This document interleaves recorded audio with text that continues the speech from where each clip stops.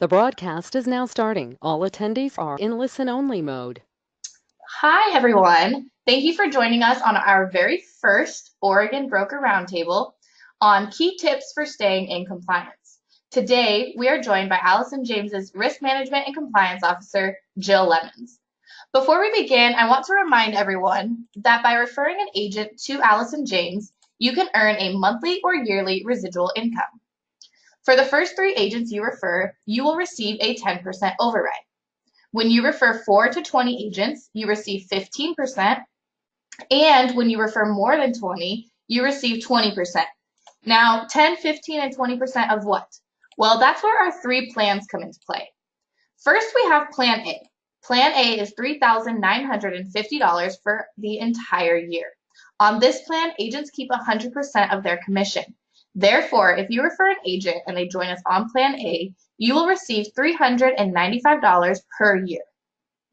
Next, we have Plan B. Plan B is $395 per month. Agents also keep 100% of their commission on this plan option as well. If you refer an agent who joins us on Plan B, you will receive $39.50 per month. Lastly, we have Plan C. Plan C is $35 a month. If you refer an agent who joins us on Plan C, you receive $3.50 a month. Now, I know it doesn't sound like a lot, but there's more.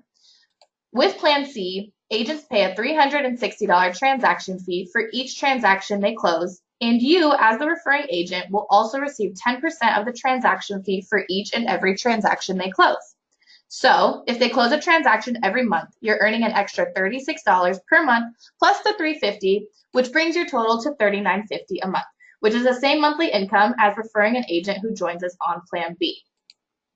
If you need marketing materials to refer other agents to Allison James, please go to Allison James University, click on the Referrals tab. From there, you will find marketing materials with more information on Allison James that you can show to other agents.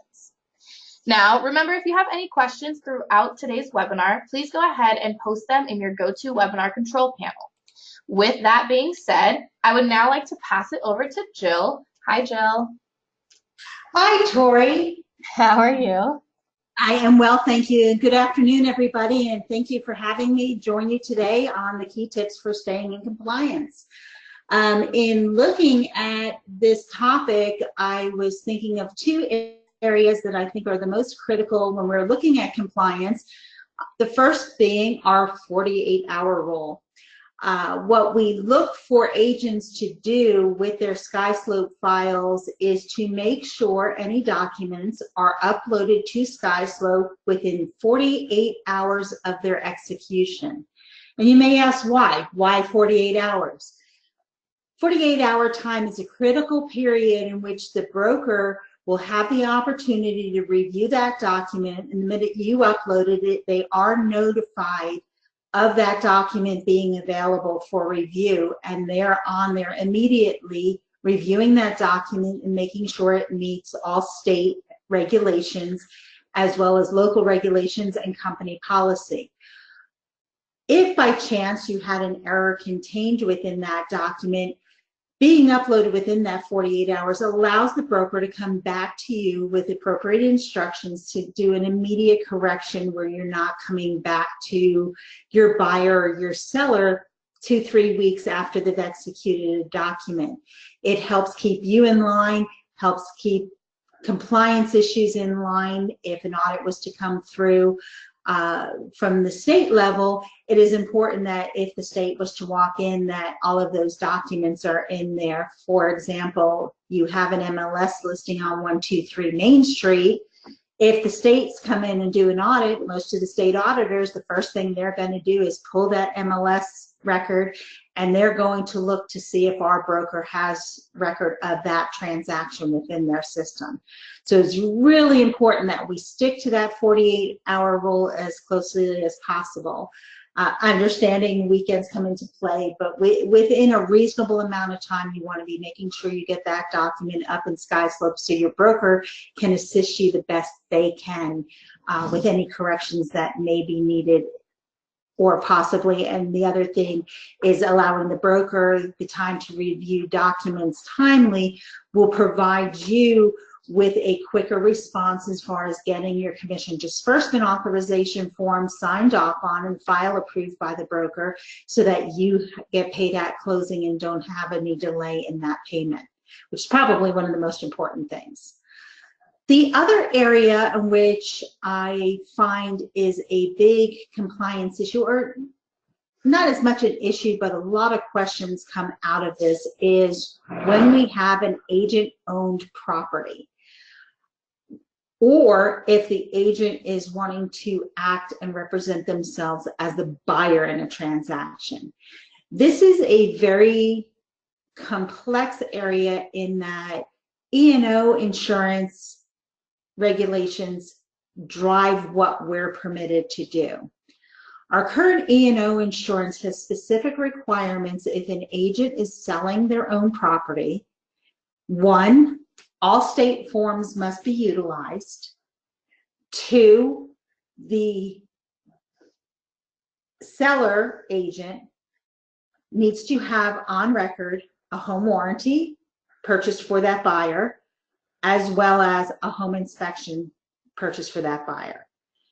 There is no waivers permitted when you're doing an agent-owned sale.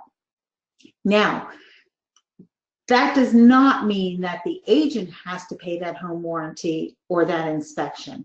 That means you can write that into your contract on the front end to have the buyer do it, have the other agent do it. There's a number of avenues that can be done. We just need to make sure that that requirement is met and that any agent-owned sales that we have that home inspection and that home warranty uploaded into SkySlope. The other thing that you want to be well aware of is there is specific checklists set out for agent-owned property. So you want to make sure when you're in your SkySlope file to be selecting that agent-owned property checklist, because that will help you follow those requirements and not miss anything and stay compliant. On the side of where the agent wants to be the buyer, currently E&O insurance does not permit an agent to represent themselves in a buy situation. What we would look for you to do is that if you're looking to purchase a piece of property before you enter into any contracts, is to contact your broker or contact myself at corporate to review what can be done and what the options are in that situation.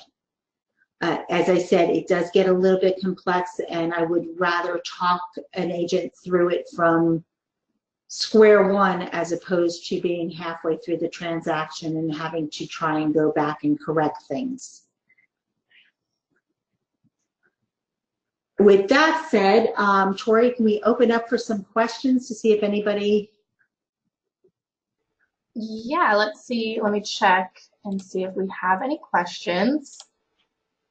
If you don't have any questions right now, but like Jill said, if something comes up in the future, you know, you can always reach out to Jill directly, or you can email your broker directly as well, and they will be happy to assist you in any compliance, any contract questions that you may have. But it doesn't look like we have any questions right now. Jill, do you have any closing words? Well, what I'd like to do is provide everybody with my contact information. I could be reached at jlemons, LEMONS, at ajicorporate.com, or you may reach me at 866-463-5780, and I can be reached at extension 7. Each individual transaction is unique in itself, so if you have anything that comes up, I'm available, your broker's available, our corporate staff is always available to help you maneuver your way through it and figure out what we need to do. Perfect. And I put your contact information in the chat as well, Jill, so all our attendees can go ahead and grab that. Okay, so thank you everyone so much for joining us on our very first Oregon Broker Roundtable. And of course, a very special thank you to Jill for putting together a great topic and a presentation for us.